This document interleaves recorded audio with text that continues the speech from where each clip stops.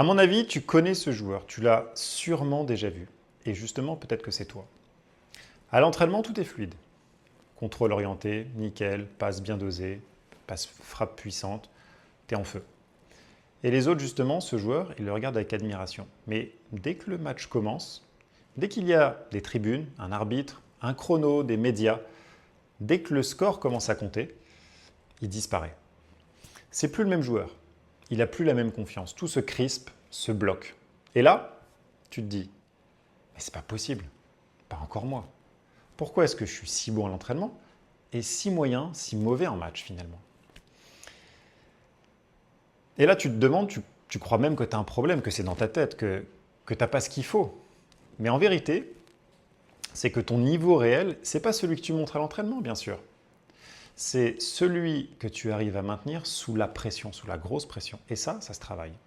Aujourd'hui, je vais t'expliquer justement pourquoi est-ce qu'il y a ce décalage et pourquoi ça existe. Et comment est-ce que tu vas pouvoir l'éliminer pour de bon. Déjà, pourquoi ça arrive? C'est l'enjeu qui t'empêche de jouer parce que l'entraînement, tu respires, tu rates, tu peux recommencer, tu rates 2 fois, tu rigoles, tu recommences. Tu as toujours une deuxième chance. Mais en match, tu sais que tu n'as qu'une seule occasion. Et quelquefois, même pas. Et si tu rates, le coach, qu'est-ce qu'il va faire? Il va te juger. Le banc aussi. Les autres te regardent, les supporters, les médias. Et là, ton cerveau commence à faire du bruit. C'est là que tout change. L'enjeu, la pression, le regard des autres, ton propre ego, active le mode alerte dans le cerveau. Là, tu joues plus. Tu penses à jouer, tu réfléchis trop, tu anticipes, tu calcules. Tu veux éviter au maximum l'erreur, plus que tu veux réussir ton geste.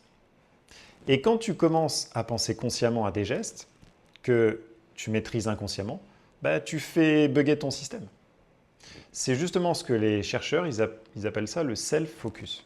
Tu portes une attention excessive à l'exécution d'un mouvement qui est normalement automatique. Un blocage sous pression. Qu'est-ce que dit la science? Le self-focus, c'est quand penser te fait perdre tes automatismes. Il y a une étude de Coachman en 2010 sur des basketteurs et des footballeurs qui montre que plus les athlètes ressentent de l'anxiété, plus ils se focalisent sur comment faire au lieu de faire. Exemple, tu as appris à faire un contrôle en une touche depuis 15 ans, ça c'est facile pour toi. Mais sous pression, tu reviens à la question et si jamais je rate, tu redeviens débutant. Ton corps doute et il bug. On parle aussi d'attribution mentale, ce que tu te racontes après une erreur. Toute l'histoire. Une étude publiée en 2025 d'une équipe chinoise à l'université de Pékin, ils ont testé l'impact de l'attribution training sur 60 joueurs pros. Et ils ont appris à reformuler leurs erreurs.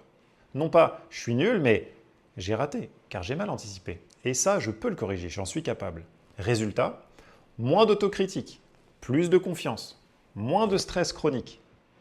Parce que c'est justement leur performance qui a augmenté de plus 15% en situation réelle.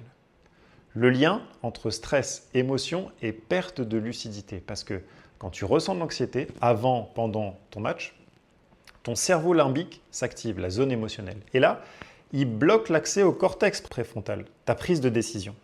Résultat, moins de lucidité, tu vois moins bien, tu analyses moins vite, moins de prise de décision, tu te crispes plus vite. Mais tout ça, c'est invisible, tu n'en as pas conscience. Mais c'est réel et c'est mesurable. Regardons maintenant les 3 erreurs qui tuent ton match.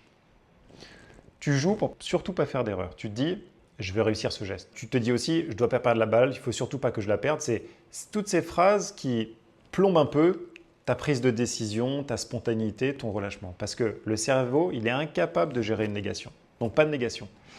Tu n'as aucune vision mentale claire parce que tu sais où tu vas sur le plan tactique en général. Mais tu n'as pas défini vraiment ton intention. Tu débarques sans objectif de maîtrise, sans ancrage, sans repère, du coup, tu subis. Et en 3, tu t'entraînes que dans le confort. L'entraînement sans enjeu se prépare. Si tu veux jouer librement le dimanche, il faut souffrir mentalement à l'entraînement. Et ça, il y en a peu qui le font. Donc, voyons maintenant ensemble un peu les solutions. En 1, stimule la pression à l'entraînement. Demande à ton coach de gagner, perdre avec conséquences. Il faut qu'il y ait des conséquences, des défis, des sanctions, un exercice sous chrono, bref, une compétition. Et surtout, de débriefer systématiquement. Comment tu as géré ton erreur? Comment tu t'es senti avec cette crispation? Quelle pensée t'as embarqué? En 2, Mets en place une routine mentale en gardant coûte que coûte ton seul objectif de maîtrise. Tu dois avoir un échauffement mental, c'est-à-dire te visualiser avec des imprévus, de respirer quand ça va être de l'imprévu. Quand tu vas avoir des pensées, comment tu vas réagir? Prépare-toi à rater, prépare ton cerveau à vivre une erreur. Surtout pour pas qu'elle te détruise, parce que tu vas en vivre. Et en 3, modifie, change ton dialogue interne. Entraîne que tu peux devenir plus intelligent à chaque inconfort. Je rate, merci, j'apprends, je grandis, je recommence. Je ne suis pas parfait, mais je suis adaptable. Je suis capable, même sous pression. Et ce type de discours, il est validé scientifiquement pour augmenter la résilience mentale, la motivation, la confiance de l'étude de Springer en 2023. Donc, en conclusion, ta vraie performance, c'est sous pression que tu la mesures.